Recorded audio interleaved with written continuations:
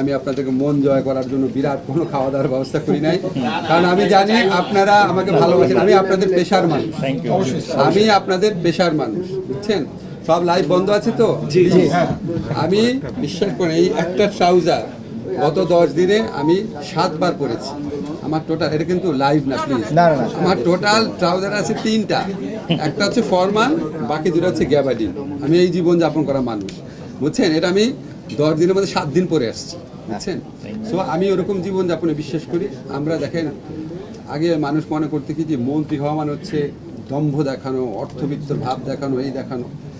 আমি চেষ্টা করব, আমি নিজেও কৃচ্ছতার জীবনে বিশ্বাস করি। আমাকে দেখে নিশ্চয়ই বুঝতে পারছেন।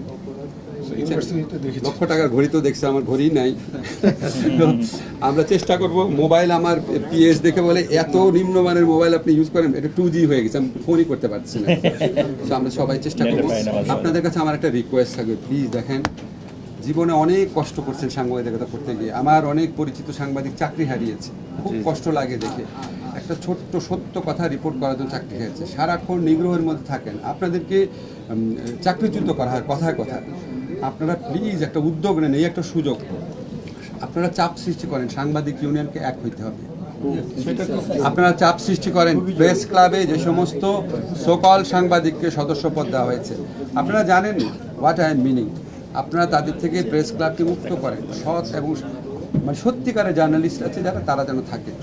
আপনারা যদি কালেকটিভ একটা ফোর্স গড়ে তোলেন, সব সাংবাদিকরা মিলে একসাথে, সত্যিকারের সাংবাদিক, মানে বুঝতেন তো সত্যিকারের সাংবাদিক কি বুঝিয়েছি, মিলে আপনারা ঐক্যবদ্ধ থাকেন। আপনারা আপনাদের যত কালো আইন আছে এটা সেগুলি করেন, ওয়েজ বোর্ডের ব্যাপারটা করেন, এবং আমাদেরকে অব্যাহতভাবে চাপের মধ্যে রাখেন সুশাসন প্রশ্নে। ভিন্ন মাত্র ছাড় দিবেন না।